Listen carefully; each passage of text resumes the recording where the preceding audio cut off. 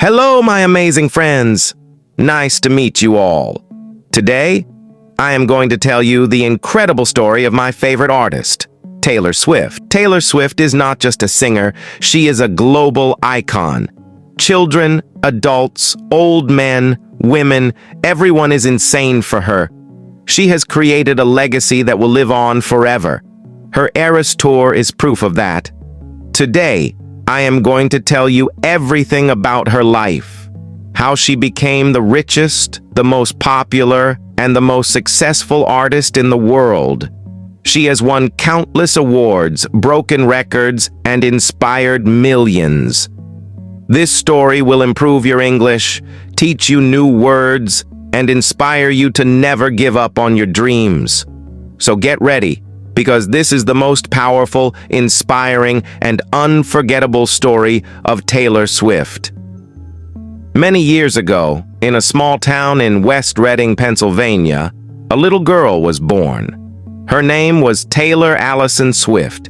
She was born on December 13th, 1989. Taylor was not an ordinary child. She had a dream, to become a singer and songwriter. Her family lived on a Christmas tree farm, and she spent her childhood playing around the trees, dreaming of becoming famous one day. When she was very young, her parents, Scott and Andrea Swift, noticed that she was different. While other kids were playing with toys, Taylor was writing poems, singing songs, and making up stories in her little notebook. She was deeply inspired by Shania Twain, a famous country singer. Taylor would sing along to Shania's songs, imagining herself on a big stage with thousands of people cheering for her. Her parents believed in her talent. When she was 9 years old, they enrolled her in singing and acting lessons. Soon, she started performing at local events, fairs, and talent shows. But there was a problem. Taylor didn't want to just sing other people's songs. She wanted to write her own songs. When Taylor was 11 years old, she traveled with her mom to Nashville, Tennessee, the heart of country music. She went from studio to studio, handing out demo CDs of her singing. She hoped that a record label would sign her, but everyone rejected her. They told her, "You are too young. You don't have what it takes. Come back when you're older." Can you imagine? A little girl with big dreams, facing rejection again and again. Most kids would give up, but not Taylor. Instead of crying, she worked even harder. She learned to play the guitar when she was just 12 years old. She spent hours every day writing songs, practicing chords, and improving her voice. She was determined to prove everyone wrong. And then, something magical happened. One day, when she was 14 years old, Taylor performed at a cafe in Nashville. A man named Scott Borchetta saw her and was amazed by her talent. Scott was starting a new record label called Big Machine Records. He believed in Taylor and signed her as his first artist. Can you believe that? From being rejected by all the big record labels to becoming the first artist of a brand new label, Taylor was finally getting her chance.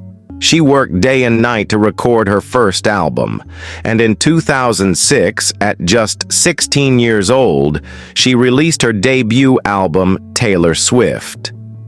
Her song Tim McGraw became a hit, and suddenly, the little girl from a Christmas tree farm was on TV, radio, and magazine covers. People started noticing her unique songwriting style. Unlike other singers, Taylor didn't just sing love songs. She wrote about real life, emotions, heartbreak, dreams, and struggles. Her music was personal, deep, and relatable. And this was just the beginning. Taylor Swift had her first hit, but she was just getting started. She didn't want to be a one-hit wonder. She wanted to be the biggest artist in the world. But success never comes easy. Taylor had to face jealousy, hate, betrayal, and heartbreaks. She had to fight for her place in the music industry, and she did, with her music, her talent, and her unstoppable spirit. After her debut album, Taylor was ready for something even bigger. In 2008, she released her second album, Fearless. And guess what? It was a massive success. Love Story became one of the most famous love songs in history. You Belong With Me was a global hit. Every teenager could relate to her songs.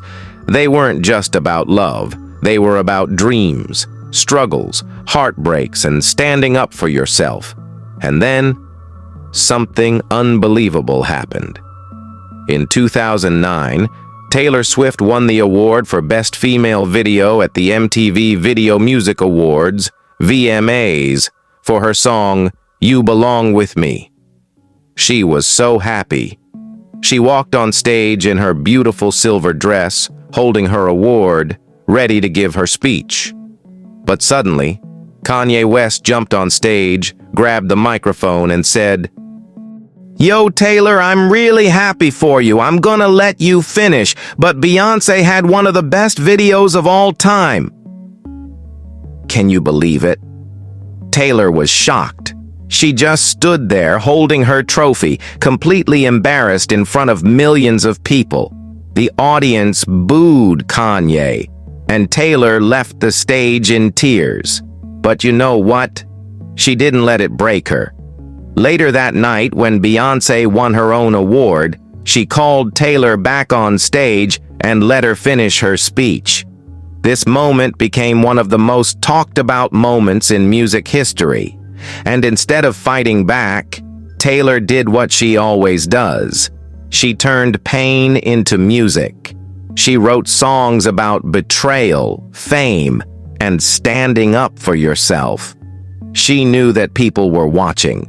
She knew that she had to prove herself again, and she did. By 2010, Taylor Swift was no longer just a country singer. Her third album, Speak Now, was a huge success. She wrote the entire album by herself, proving that she was not just a singer, but a true songwriter. Back to December, about a past relationship. Mean, about the critics who doubted her. Enchanted, about a magical moment. And then, in 2012, she did something no one expected. She changed her sound completely.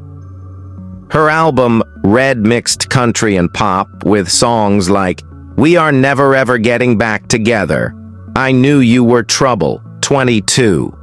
And of course, her signature look, red lipstick, eyeliner, beautiful dresses, became iconic. Taylor was no longer just a country girl. She was becoming a global pop star. But with fame came more challenges, more hate, and more heartbreak. Taylor Swift was at the top of her game. She had won Grammys, Billboard Awards, and was one of the highest-paid artists in the world. But then, her world turned upside down. Her public breakup with Calvin Harris. Her secret relationship with Tom Hiddleston. The biggest betrayal of all, Kanye West and Kim Kardashian. In his song, Kanye West claimed that he was responsible for Taylor Swift's fame. This caused a major controversy as Taylor denied ever approving the lyrics. Taylor was shocked and angry. She never approved of those lyrics. But then Kim Kardashian posted a video on Snapchat, showing a recording of Taylor supposedly approving the lyrics. People called Taylor a liar, fake, and a snake. For the first time in her life, Taylor disappeared. She stopped posting on social media. She didn't release any music. She didn't do interviews. Everyone thought her career was over. But Taylor was not finished. Instead, she was planning the greatest comeback in music history. In 2017, after a year of silence, Taylor Swift returned, stronger than ever. She deleted everything from her social media and posted just one thing, a video of a snake. Her album, Reputation, was a message to the world. I don't care what you think about me. You can't break me. I will rise again." She was no longer the innocent country girl singing about teardrops on a guitar. She embraced the villain image people had given her. She dyed her hair platinum blonde. She wore bold red lipstick, dramatic eyeliner, and black outfits that screamed power. The old Taylor, as she famously said, was dead. And with that, she dropped one of the most iconic albums of her career, featuring songs like "Look What You Made Me Do" and "Ready for It." Were not just music, they were statements. She was telling the world, "You tried to break me, but I'm still standing." But the real power move? Her Reputation Stadium tour broke records, becoming the highest-grossing tour of 2018, earning over $345 million. Every show was a massive spectacle, with Taylor commanding the stage in black leather, knee-high boots, and dazzling outfits that made her look like a queen of the night. Years later, when Taylor announced her Eras Tour, no one expected it to become the biggest tour in history. It wasn't just a concert, it was a cultural phenomenon. The tour has already earned over $1.5 billion, making it the highest-grossing tour of all time. People traveled across the world to see her perform, some paying thousands of dollars just to witness her magic live. Fans of all ages, children, teenagers, adults, even grandparents, showed up in glittering outfits, recreating looks from her different eras. The energy at every concert was electric. When Taylor sang All Too Well, 10-minute version, fans cried. When she performed Shake It Off, the entire stadium danced like they didn't have a care in the world. And in true Taylor Swift fashion, she didn't just sing, she told a story. Each era had its own unique set design, outfits, and performances, bringing her past and present together in a way no artist had ever done before. Taylor Swift's success is her revenge. Every time someone tried to bring her down, she rose higher. Every betrayal, every heartbreak, every cruel headline, it all became part of her story, fueling her to become the most powerful woman in the music industry. Even her concert ticket prices proved her dominance. The cost to book Taylor Swift for a private event? Reportedly between $1 to $3 million. That's how valuable her presence is. And let's not forget the Grammy Awards. Taylor isn't just winning, she's making history. With 14 Grammys and counting, she's officially the most awarded female artist in Grammy history. Taylor Swift wasn't just proving her worth. She was reshaping the entire music industry. After years of fighting for artists' rights, she made history in another way. She re-recorded her own albums. Imagine this. You write the songs, you pour your heart and soul into your music, and then someone else owns it. That's what happened to Taylor when her former record label, Big Machine Records, sold the rights to her first 6 albums without her permission. She was furious, but instead of giving up, she found a genius solution. She decided to re-record her old albums and release them as Taylor's version. This move wasn't just about money. It was about power. It was about showing the world that no one could control her music except her. And the world listened.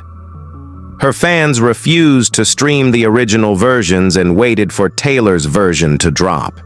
Each re-recorded album topped the charts, breaking records again. Her biggest win? When 1989, Taylor's version, and Speak Now, Taylor's version, outsold the originals. She had successfully taken back what was hers. Taylor's love life has always been a topic of discussion. and she never hides from it. Her songs aren't just about breakups. They are stories that make people feel deeply. Fans cry, scream, and sometimes even change their lives because of the emotions her music brings out. Her song, All Too Well, is considered one of the greatest heartbreak songs ever written. The lyrics are so detailed, so painful,